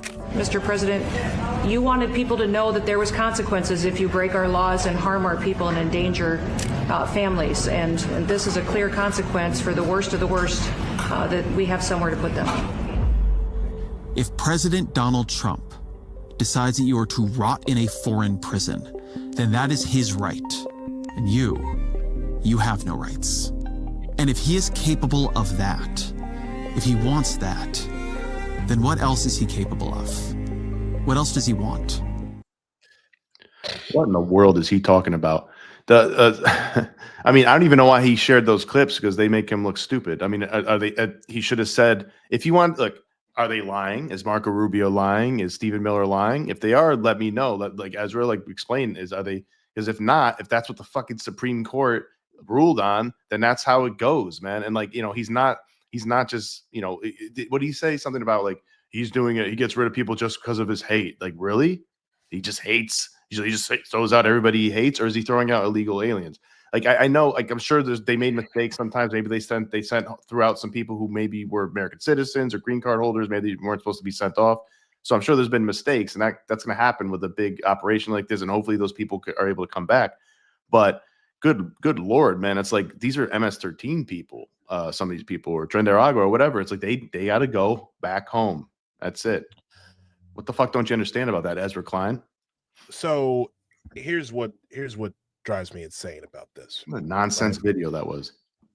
It was nonsense, but at the same time, it's effective propaganda. Yeah, sure. I mean, I mean, proper credit where it's due. This was a fantastic piece of agitprop. Yes. Because from the lighting to the music, to the horror music, dark but stylish, to the stills that they use of the stills that they use of Stephen Miller, looking like Smeagol, like I want the precious. Yeah. Ezra's in the dark and the resistance is our last chance. Right, like you're in a fucking bunker. Yeah, you're in a fucking bunker on like the 15th floor of the New York Times building on 8th Avenue. Like, get the fuck out of my face. We're next. Like you're next. And let me tell you something.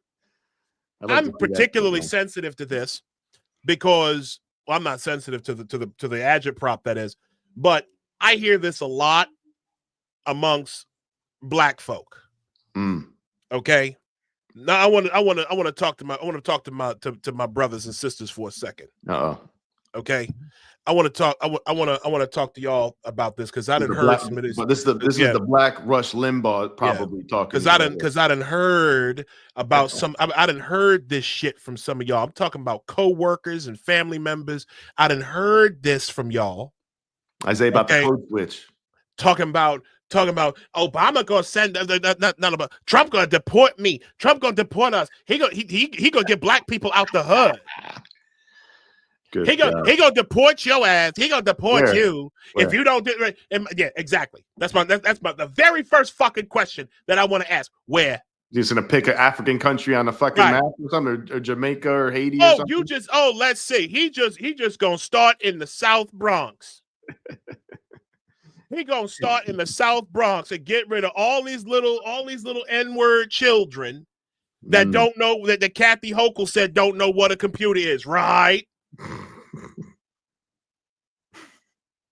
Y'all don't even go to other boroughs unless you have to in New York City, much less another fucking country. But y'all want to say, well, Trump gonna deport us. Where is that man gonna deport y'all to? I don't get it. Like, these people, like, no bullshit. People have genuinely been induced with mental illness to believe that Trump is such a racist that he's going to empty out the hood of all the Black people, right? That he's just going to get every single Black person out the hood and move all the white people in. But meanwhile, these same people have nothing to say when Democrats put illegals into our neighborhoods and kick all the Black people, all the Black women and children, and the Black veterans who were in these homeless shelters all throughout Brooklyn and the Bronx and all these other ones. Paid for by our tax dollars. Paid for by your fucking tax dollars. And like fucking luxury hotels. And y'all don't want to say this. Y'all, the Biden administration, the Hochul administration, and yes, even Eric Adams until he wised up and got away from all that. Every single administration with the D in their name conspired to warehouse illegals into your neighborhoods, black people. They were using, I have said this before, and I'm going to say it again. The Democratic Party were engaging in a dry run of the Great Replacement in black neighborhoods all over the country, in big cities all over the country. And y'all sit up and go, and y'all will line up and vote for these Democrats like as if your life depended on it. Kathy Hochul will say again, that black folk don't know what a computer is. Joe Biden, the now former president of the United States, talked about how, I saw a whole bunch of colored kids when I was young. I didn't see too many black kids. See all these colored kids. Out of the abundance of the heart, the mouth speaks, right? Hey, speaking of Biden, man, Biden did say, and this is probably a big part of it, Biden said if you don't vote for him, then you ain't black. Exactly. So maybe that's what it is. People want to keep their black card. All these fucking pro-Democrat people out here saying that they don't know what's going to happen. And let me tell you something. I'm going to tell you this, right? Because this is actually going to dovetail into this next thing. This whole thing with Carmelo with a K, Anthony, killing that white boy Austin Metcalf. This is going to be the final nail. This is going to be the beginning of the end of the civil rights era in this country. I know. Yesterday I was talking about how, for those of you who don't know, Carmelo with a K, not the basketball player, former Knick, and soon to be Hall of Famer. Carmelo with a K, Anthony, is a 17-year-old high school boy who took the life of Austin Metcalf. Okay, white boy who was sitting down in the bleachers with the rest of his family, or where's his family there? I don't remember exactly. But anyways, long story short, Anthony goaded Austin Metcalf into putting hands on him, and then Anthony stabbed him in the chest one time, pierced his heart, and he died in his twin brother's arms. Oh no! I didn't know. I didn't know the full story behind this. I know peripheral. Yeah. Oh, it's bad. That's pretty bad. And I'm not even going into some of the other stuff. Now, the family of the Carmelo Anthony's family, I'm gonna just go ahead and say it. Typical hood rats. Typical hood rats. They got some money. They got money from somewhere. They might not have cracked open that Give Send Go that got close to $1 million in it, but they getting money from somewhere. Yeah, of course. Because they moved into a really nice house, and they got a car and all sorts of stuff. While all these legal proceedings are going on. Oh, man. There was a press conference yesterday, and I actually have a clip of this. Now, when the murder first took place, Austin Metcalf's father basically got down on his hands and knees and begged and forgave. He forgave Carmelo Anthony for taking the life of his son. Forgave him. Oh man!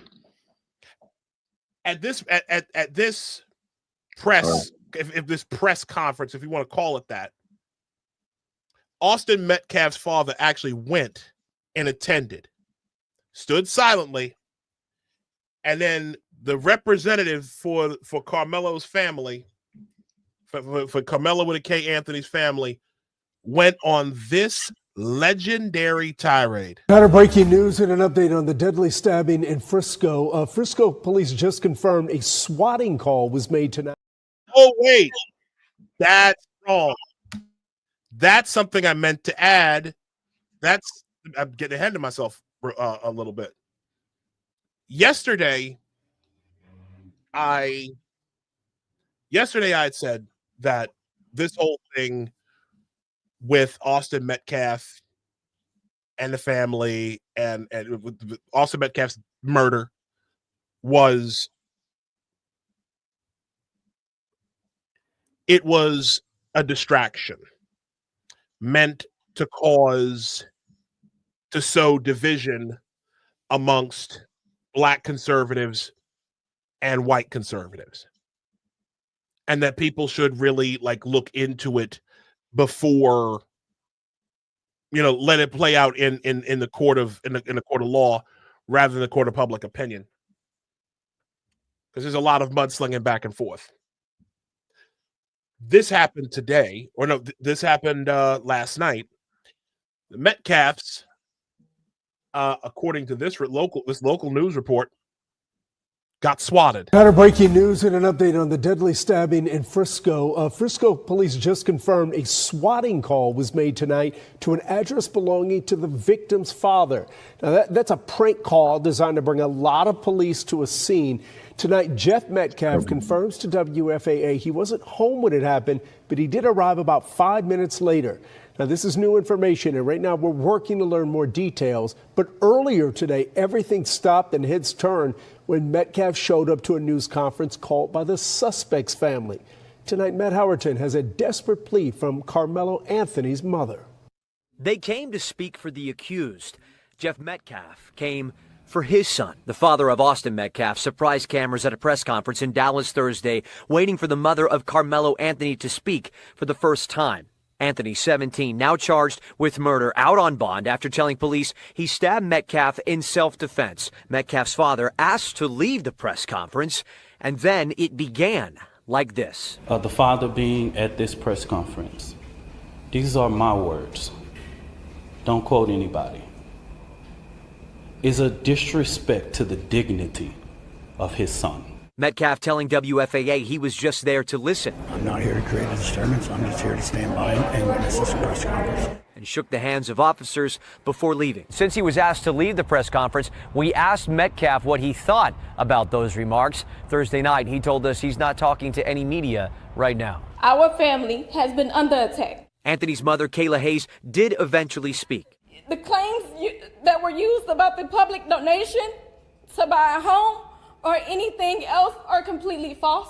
Emotionally denying her family has used any money from a Give, Send, Go fund that's collected over $450,000. The internet has suggested otherwise and has flooded Hayes' family with threats, she says.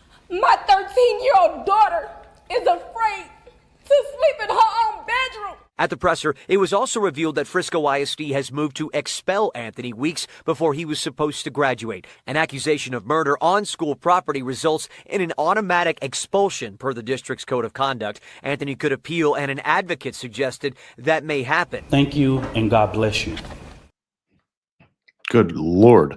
So, I mean, this is narcissism, right? And right, like narcissistic personality disorder stuff right here. Like they're making the dad the bad guy, and like how do you just so they just happen to buy a house? What is it? The week after this happened, or I'm not sure what the timeline is, but they get all this money. They're apparently renting a house that's worth like close to $1 million. Yeah, so where they get the money? They're renting it, yeah, and they got like a new car and all sorts of stuff like that. That stuff is true. That's very okay. The New York Post reported that. Now, whether or not, and again, I want to be very clear about this. I don't give a damn if it's Give, Send, Go money or some other money that you're getting. Okay,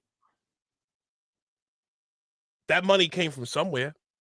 Y'all out, you know what they didn't deny? They didn't deny the fact that they selling T-shirts behind this. Justice for Carmelo Anthony. Jeez, they're selling T-shirts behind this. So as far as I'm concerned, I know what I said yesterday.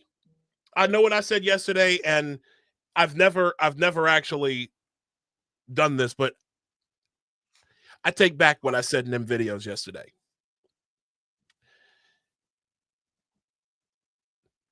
this family, this is the most heinous thing that I've ever seen, where the boy who took Austin Metcalf's life is now being hailed as the hero in all this. Yeah, that's crazy. I can't believe it. This is some narcissistic. This is some cluster B shit, man. It is just like as if the little just like Josh was talking about. as if that boy couldn't take an ass whooping on a fair one. And that's a problem I've always had with this new generation, with these new generations, is the fact that now y'all don't want to fight. Y'all don't want to fight nobody head up. No. You don't want to do that. First sign of trouble, you run right to the guns, or in this case, you run right to the knife and you stab and you pierce that boy's heart. All because what? He wanted because he asked you to move or something to that extent. That's so crazy. And I'm gonna have more about this at another day. But when I tell you, I am so pissed off about this story. It genuinely breaks my heart. My heart breaks for the Metcalf family. Yeah. And because because again, what we're seeing, and this genuinely hurts to say this, we are seeing the inversion of bad being good and good being bad. Yeah. Yep. Woe unto them who call evil good and good evil. Why are you being hailed as a hero? Y'all went from being martyred when it was Trayvon Martin and Mike Brown and all these other ones. George Floyd turned all of society around for George Floyd. And we talking about an abuser, a counterfeiter, a drug addict. Robbed the pregnant woman. Yeah. As a matter of fact, I think he beat that pregnant woman up. Yeah. But we extolled the virtues of this man, and the Democrat Party turned society completely and totally upside down and really did plunge us objectively into a communist revolution. Yeah, it was a Maoist. It was full blown Maoism, and so now we've gone from the black life. We've gone from black men being valued in death, only in death, to now a young black man in this case, being valued if he takes a white life. Yeah. Do we like this is barbarism? This is barbarism, and honestly, I firmly believe that. I said yesterday this was intended to sow division amongst white people and black people. I do believe that I believe this. I still do, but in terms of that's really in terms of the virtues that we are now extolling. We are now saying it's okay. You should be hailed as a hero for taking the life of someone who even lightly threatens you. Black people should not be expected to be held to some higher standard. We should now be set at we should now get preferential treatment because of the quote unquote historical marginalization. To the point where a black child can take a white life and be hailed as a hero and sell some fucking t-shirts behind it. Totally That's backwards. communism in praxis. Yeah, it's totally backwards, man. Yeah, it's totally backwards. And if the races were reversed, we'd be saying the same thing, right? No, if the races were reversed, we'd have another summer of love, which I still think could happen. Oh yeah. It still could happen. But unfortunately, because of what we're dealing with and who and it's like what we're seeing is now,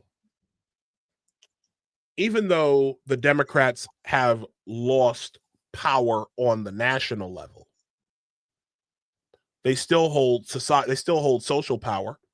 They still hold the power of perception in the media. They still hold all of the, you know, the educational institutions and everything else. So they literally control, for the most part, what America sees and reads and hears. Right. Many journalists hold that anti-racist view and that critical theory view where, you know, it's like, well, you know, but they're an oppressed black person. This is a white person who's privileged, and white supremacy culture is everywhere. And so it's kind of justified, actually, because you don't know how he felt, and you don't know, you know, it's like white people kind of had this coming. This is like their point of view still. Like, and they teach this in universities. Like, this is Marxist critical race theory, race Marxism.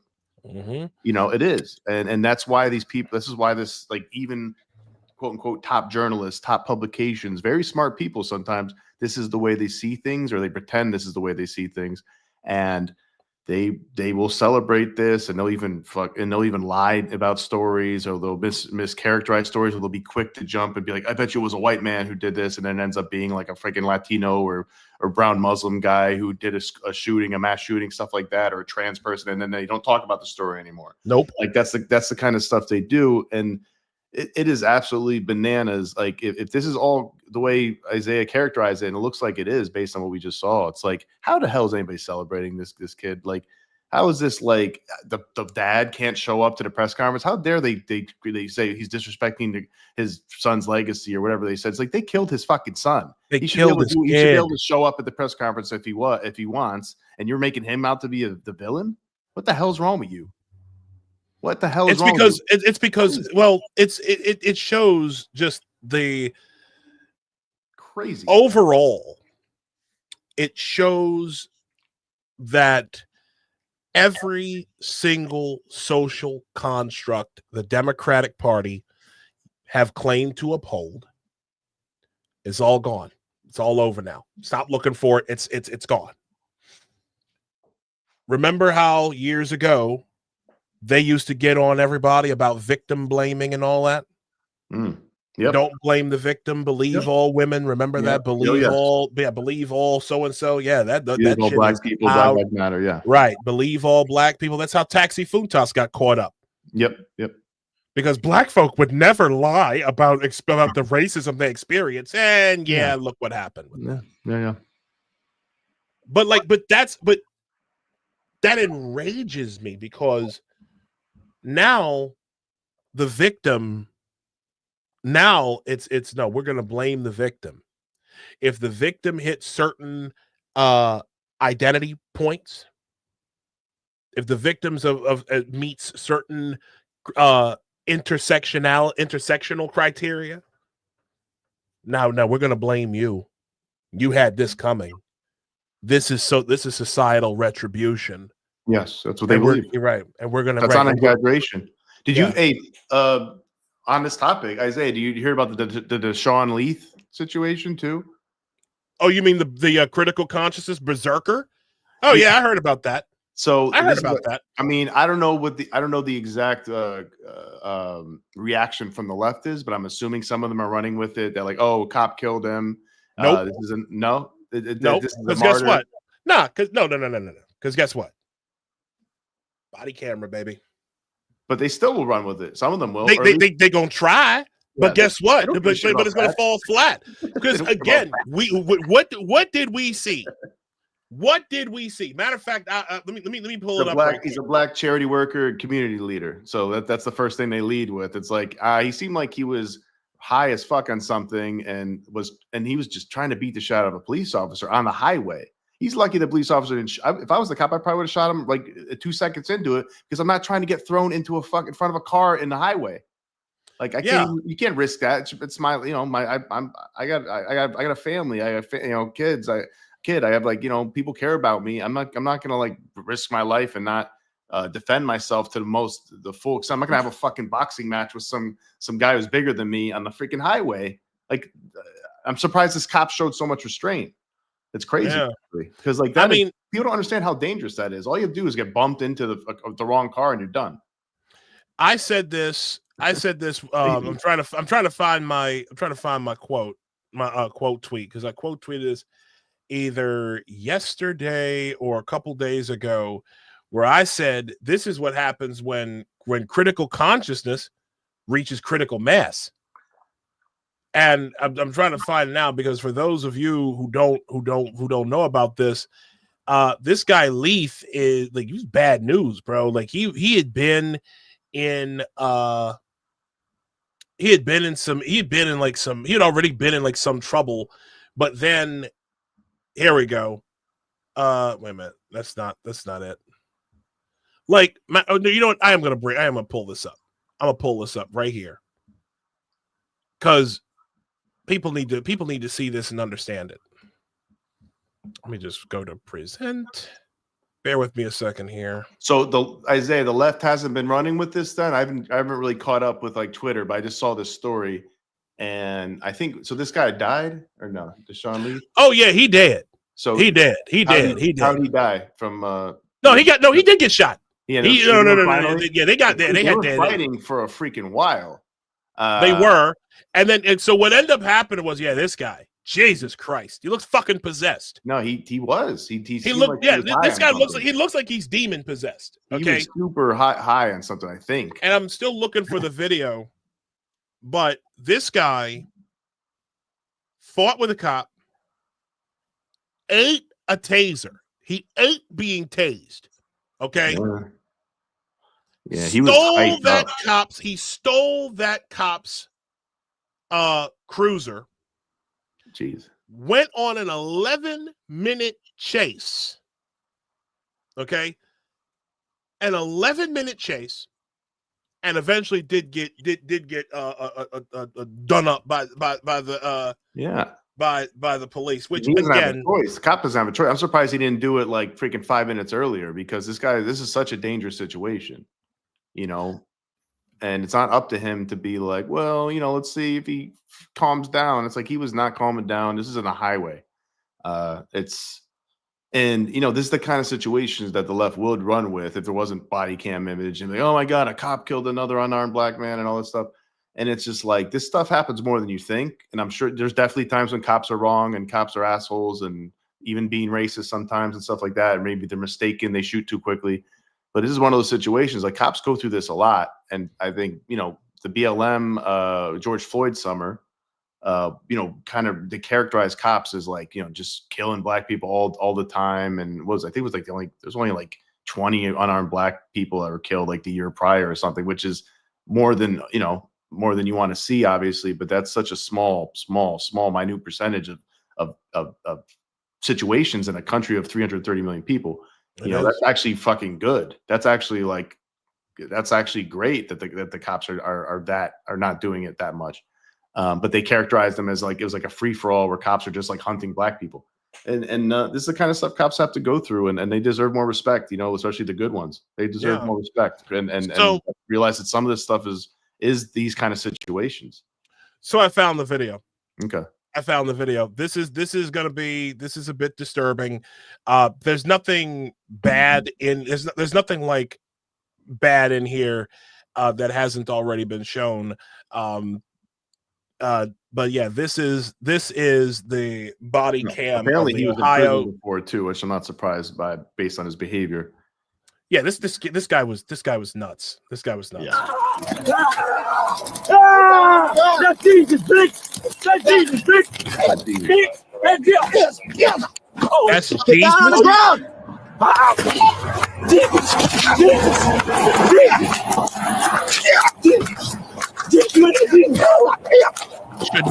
He should never have been allowed to hold on. Jesus. Hold on, Jesus. Okay, let's see. Good help. All right. Let's talk for Jesus. Go ahead. Listen. Get down on the ground now. Lay down. Like this cop.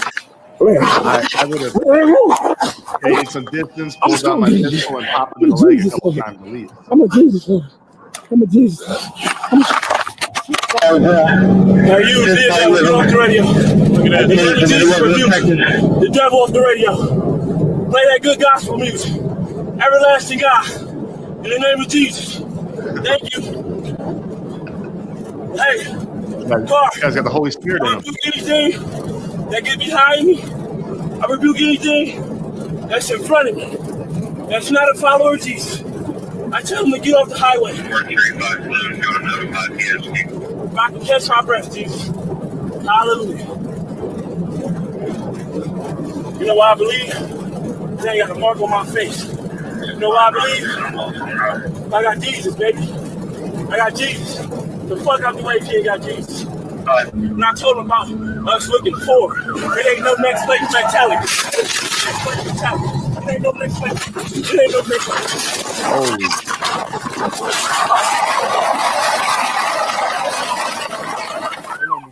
Together. They didn't see no color. They didn't see no races. I swear to God, they didn't see no color. Thank you for the name of Jesus. Thank you for the name of Jesus. Thank you for the name of And there you have it. What is he talking about? He's fucking high off his head, bro. What do you think he's high on? Oh, PCP or some shit? The fuck? Who Is he wet? knows? Who knows? Who knows? I'm gonna be honest with you. That was some GTA shit, man.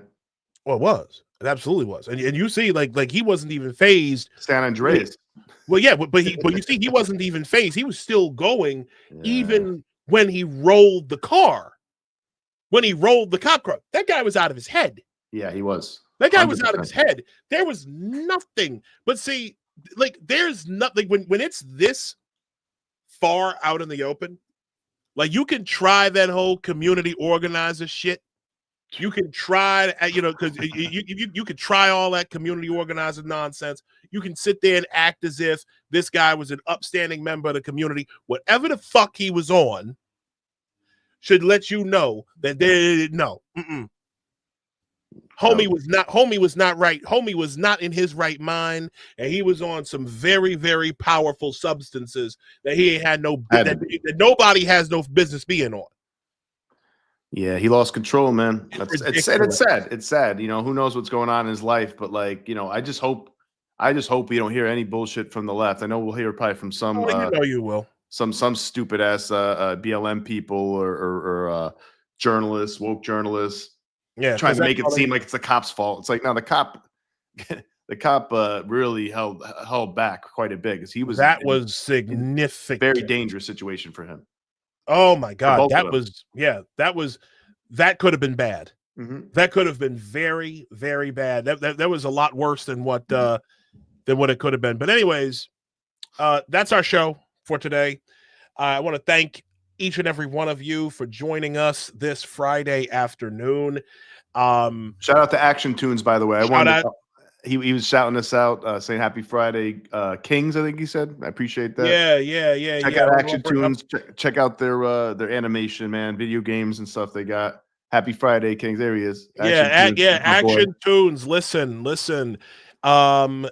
We should talk about some things. You're more than welcome to come on to the show. We could chop it up about whatever you like. But yeah, thanks again to Action Tunes for chilling out. Everybody came been talking to us. Yeah, and everyone. Matter of fact, Finest City Cycling. Here we go. Jumping into the live stream a bit late, but if you want good ammo against the cluster B bike activists and the Andy Bonow types, I'm your guy. Okay. I will keep you in mind, good sir or ma'am. Shout out to Tamadez. Had a lot of good comments. Tamadez says enjoyed it. Found you on X. Isaiah. Glad I found you. Happy Easter. God bless. Thank you, Tama, and welcome to the show. Please feel free to share the show with your friends. I know we're not exactly family friendly, but we're working on that. God ain't finished working with us yet. That's all I'm right. saying. We're always working on it. Paul, not Zelda. Everybody came in. Paul. Thanks for tuning in. Yeah, happy Easter. Yeah, happy Easter. Happy Passover, whatever you guys celebrate. Yeah, thank you so much for all of your love and your kindness on a Friday. It was a good Friday. Yes, this was a very good Friday. This is a day that that is celebrated amongst Christians. That when Christ died on the cross for our sins. And listen, shout out to Jesus, man. Thank you, Jesus. Thank you, Jesus. Absolutely, but not like that guy. Yeah, I don't know if Jesus was with that not guy. like Leaf. That was not no. I think that was the other guy. No. That wasn't. No. He was calling Jesus Rodriguez or some shit. That wasn't the Jesus. That wasn't Jesus Christ, the Son of God, that he was calling on. That was some demon named Jesus. Yeah. Beelzebub. Yeah. No. Anyways, thank you all for tuning in. Once again, if you want to support the show, should you feel inclined, buymeacoffee.com/apostate radio. Yeah, man. I need a wardrobe upgrade, guys. Remember I told you about my underwear? Holy. So Sunday, our Easter Sunday show, we will be having Miss Julie Bailing on. She is one of the people behind the Beneath Sheep's Clothing documentary, speaking about how basically you're talking about the infiltration of communism into all the institutions. Like they talked about, super important. It happened. Yeah. Grandmaster James Lindsay is in this documentary. Shout out to the former guest and friend of the show. Dr. James Lindsay. We thank you, brother. And read his books too, guys. Right, read his books. Podcast, new discourses. Marxification, yes. Yeah. New discourses, all that kind of stuff. Cynical theories, yeah. Also, before we leave, I want to thank once again Joshua Slocum for joining us today. Greatly appreciated that you are welcome anytime. Oh, yeah. We got to get Josh on again. Yeah. I want to have Josh on. In fact, we can even, if there's a way that we could do like a joint Disaffected and Apostate radio that'd be thing, cool. Crossover, collabo, crossover, Disaffected Apostate radio crossover, man, like the comics. Right. Disaffected Apostates, like the amalgam. Remember the amalgam comics that came out like back when we were, like DC Marvel crossovers. And right. Infinity War crossover back in the day. Infinity Gauntlet crossovers. That's hell yeah, early '90s shit. I remember that. That'd be cool stuff. Yeah. Anyways, that's our show.